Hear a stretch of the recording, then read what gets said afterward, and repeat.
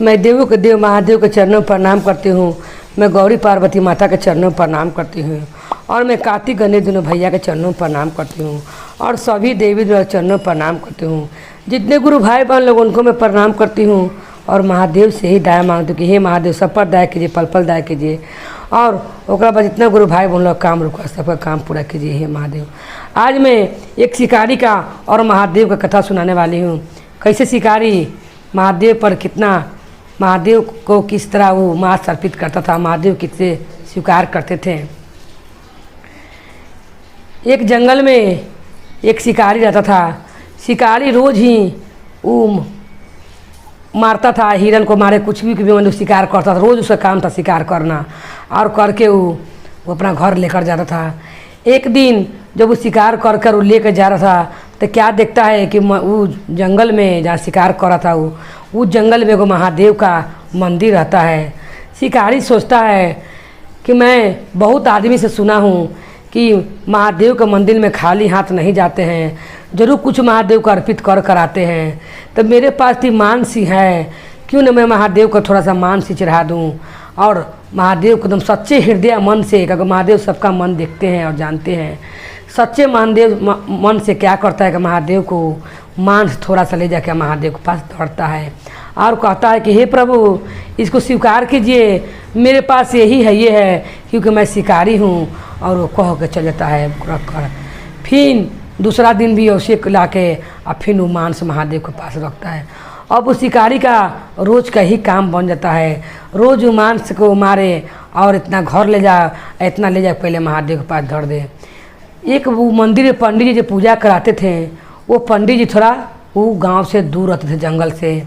वो जब 2-3 दिन पर आते हैं तो क्या देख रहे हैं कि वहाँ पर मांस रखा हुआ है। वो कहने लगते हैं पंडित जी के राम राम राम, ये कौन जानवर का काम है कि महादेव पर लाकर मांस चढ़ा दिया है, इसको तो मुझे शुद्ध करना पड़ेगा। वो क्या करते हैं, गंगा जल से सब धोते हैं शिवलिंग को और धोकर महादेव के पूजा पाठ करते हैं। फिर दूसरा दिन जब आता है 2 दिन 3 दिन के बाद, तब देखता है शिकारी बोलता है कि ये महादेव आप तो बहुत गंदा हो गए हैं, एक हाथ में मांस है और एक हाथ में बाण है मेरे पास। अब मैं कोची में ला के जल आप पर अर्पित करूँगा, धोऊँ। मैं बगल में नदी रहता है, मुंह में भर के कूला लाता है और महादेव पर उझल देता है और कहता है कूले कूले ला के वो महादेव का लिंग साफ करता है। महादेव उसका भक्ति से एकदम प्रसन्न रहते हैं, क्योंकि उसे मन में तनको कोई चीज़ का नहीं, लोग कहता है कोई काम अनजाने में करो तो सब माफ़ है। वो कुछ इसके बारे में सोच ही नहीं रहा था कि मैं देवों के देव के महादेव पर मांस और अपना मुंह का पानी चढ़ा रहा हूँ, कि उसका मन में तनको भावना है ये नहीं था शिकारी का। वो जब करता है तो उसी समय वो जो रहते हैं पंडित, वो आते हैं तो देखते हैं कि फिर मांस चढ़ाया हुआ है। तब वो कहते हैं महादेव से पंडित कि हे महादेव ये किसी आदमी का काम है, जानवर इतना बढ़िया से मांस नहीं जरूर नोच चोट के जैसे तैसे कर देगा, ये जानवर ही इतना बढ़िया से आपको मांस चढ़ा के आदमी जा रहा है, जानवर तैसे चढ़ा के जाएगा नहीं। आप क्यों अपना इतना मांस सह रहे हैं हे महादेव, क्यों ना उस आदमी को भस्म कर देते हैं जिसने आपको मांस चढ़ाया है। उसी समय महादेव क्या करते हैं, वो अपना घर चलता है। महादेव सपना में आकर पंडित को बोलते हैं कि हे पंडित तुमने मेरा पूजा जरूर किया है भावना भाव से, मगर वो शिकारी जो है बहुत सच्चा मन के है, वो कुछ नहीं जानता है जान अनजान, वो अपना श्रद्धा से हम पर जोन भी अर्पित करता है मैं स्वीकार करता हूँ और अपना मुंह से पानी देता है, उसको इसके बारे में तुमको भावना ही नहीं है। तो बोलता है पंडित कि कितनों तो बहुत बड़ा गलती है। तो कहते हैं महादेव कि मैं तुमको दिखाता हूँ जो कितना वो सच्चा दिल का है। पंडित बोलता है कि आजकल तो बच्चा भी को जानता है कि जूठा कुछ नहीं रखना चाहिए भगवान पर, और वो आपको मुंह में के कूला रख दे रहा है, धो दे रहा है और मांस रख दे रहा है। महादेव कहते हैं कि मैं उसका भक्ति तुमको दिखलाता हूँ, तुम कल झाड़ी के पीछे लुक कर देखना कि वो क्या करता है। पंडित जी बोलते हैं ठीक है। सपना से पंडित जी उठते हैं और फिर मंदिर में आते हैं। शिकारी को देखते हैं तो कि शिकारी मांस लेके आयल है। उसी समय के महादेव के आँख से, दाहिनी आँख से खून गिरते रहता है, टप टप चूते रहता है। शिकारी कहता है, मांस रखता है महादेव को लगे, कहता है कि हे महादेव आज आपने मेरा भोग भी स्वीकार नहीं किया है और आपका आँख से खून टपक रहा है, मैं कैसे रोकूं।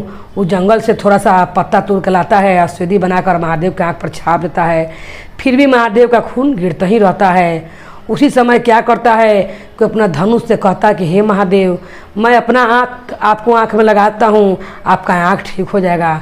और धनुष से अपना आँख के खोद कर और महादेव के आँख में फिट कर देता है। वो पंडित देख के कहता है ये कैसा भक्त है, एकदम सही में भक्त एकदम निराला है, अपना आँख महादेव को लगा दिया। जब ये आँख लगाता है महादेव के तो वो आँख में से खून गिरने लगता है। तब कहता है शिकारी कि हे महादेव, मैं तो ये भी आँख निकाल के आपको लगा दूं, पर लगाऊं कैसे, मैं तो अंधा हो जाऊंगा तो बुझेबे नहीं करेगा कि कौन आँख कहाँ लगाऊं। इसीलिए मैं अपना पैर आपको आँख तो रखता हूं और निकाल कर अंजाद रहेगा जो मेरा पैर वहीं पर है, वहीं पर दूसरा का आँख भी फिट कर दूंगा। उसी समय जैसे वो धनुष अपना नोखीदार धनुष अपना दाहिनी आँख पर भिराता है निकालने के लिए, एक आँख तो चढ़ाने लगता है महादेव को। उसी समय महादेव आँख उसका हाथ पकड़ लेते हैं और कहते हैं कि तुम्हारा भक्ति से मैं बहुत प्रसन्न हूँ। और पंडित जी भी आ जाते हैं और कहते हैं कि आज से तुम्हारा नाम हम कटप्पा रख देते हैं, क्योंकि तुम बहुत ही मन से सच्चा मन से मुझ पर अर्पित किए हो अपना आँख और मान से चढ़ाते थे। तुम जोन भी भक्त जोन श्रद्धा से जो भी रखता है मैं स्वीकार करता हूँ, क्योंकि भक्त अगर दिल सच्चा हो भक्त का तो कोई चीज़ भी मुझे स्वीकार है। और मेवा मिश्री का भोग लगा रहे और भक्त का दिल सच्चा न रहे वो किसी काम का नहीं है। उसी समय साधु भी जाए रहते हैं, पंडित जी वो भी महादेव के चरण में गिर जाते हैं और शिकारी भी महादेव के चरण में गिर जाता है और कहता है हे महादेव, आपने एक शिकारी को दर्शन दे के बहुत बड़ा उपकार किया है।